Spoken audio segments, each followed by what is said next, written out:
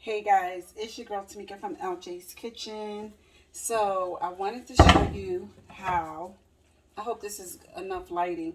I wanted to show you how I clean and spatchcock my chicken. And I'm at the sink because I don't want to get any germs anywhere other than where I'm working at on this surface. So when you spatchcock a chicken and you clean it, the first thing I like to do is take out the giblets. Now, these giblets, it's like the heart, the gizzards, and the liver, I think. And you can take that and use that as chicken stock. So I just kind of toss that to the side. I take my chicken, I turn it around like this, and I'm going to cut down, right down the spine on both sides. Okay? Just like so.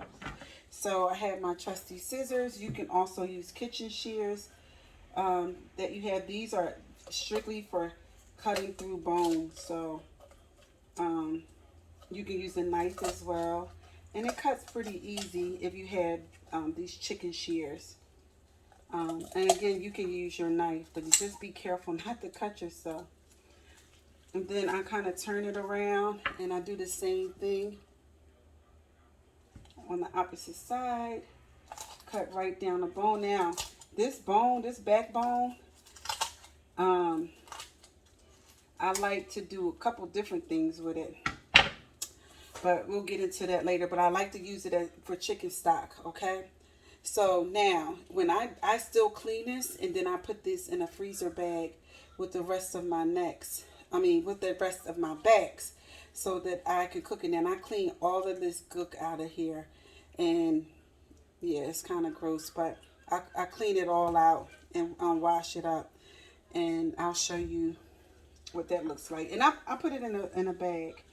So now the chicken looks like this, and I'm going to show you all the parts before I wash it. I'm going to show you all the parts that I tend to go at.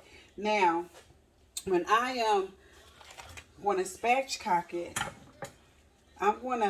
some people just take it and they turn it around and they lay it flat and they press really hard on the breast and to break that bone. But because I have weak wrists and everything, I'm just going to take it right between the breast right here, and I'm just going to score it just a little bit just to open it up. And then that's where I'm able to turn it around and lay it flat, and then I can break it so it's broken. And it lays really nice and flat like this. However, it's not done. I have to take everything that I think is not worthy in this chicken. And when I tell you everything, I mean every part that looks like this. And then I get underneath the thigh. I turn the thigh inside out. I pull off all of this fat. And I just use a knife. So I'm not disturbing the skin, but I just pull it all that fat off. It's unnecessary. And then it's slime there. There's slime. I take all the slime and I do the same thing. I pull it inside out, and anywhere that I feel like that there's slime like this, I take it out of the chicken. Most people don't clean their chickens like this. Most people don't. When I go different places in the different restaurants, especially the fast food restaurants, I won't name them, they don't clean their chickens very well. So I make sure that I clean anything that's very slimy out from underneath my chicken thigh or leg. That's the chicken leg. And I repeat the same process on the other side. I just take out anything, any kind of fat, or anything that is just not worthy of being in my chicken, because I don't want to see it or eat it. So I go underneath the skin and I pull out as much as I can pull out, and I just scrape it away, put it in the sink. And then after I finish with my sink, I do wash my sink down with bleach and water, just because I want to disinfect it. And I wipe around with any disinfectant cleaner that I have around my area that I was cooking with. And then also, I dry my chicken off with a paper towel when when I have it all cleaned out. I dry my chicken off, and when I dry my chicken off, I singe it. And singeing is, I don't know a lot of black people that do not singe their chicken. And I say black people because I think it's part of our culture, because most of my Caucasian friends or Asian friends, they're like, what does singeing mean? And I'm telling you, singeing a chicken is burning the hairs off, but you want to towel dry everything really well before you burn the hairs off.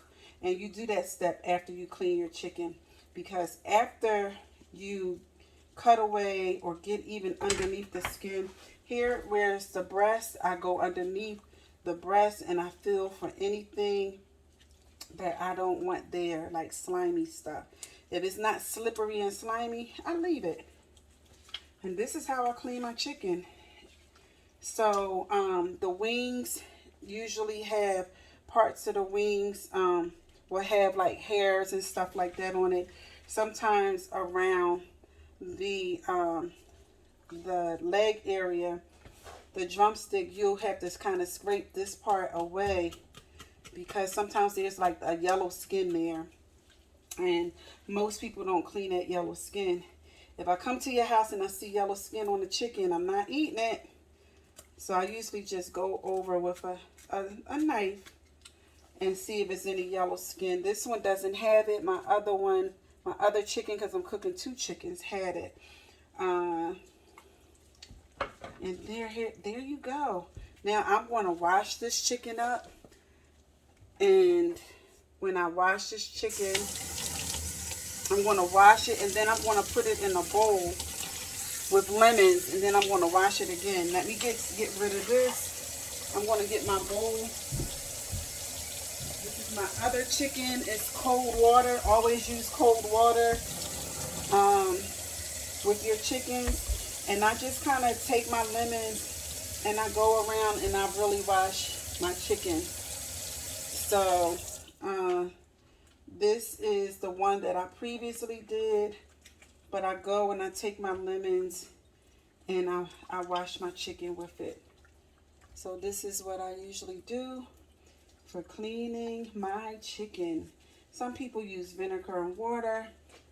And this is acidic. This is acid. Lemon juice is acidic. So, but this is how I clean my chicken.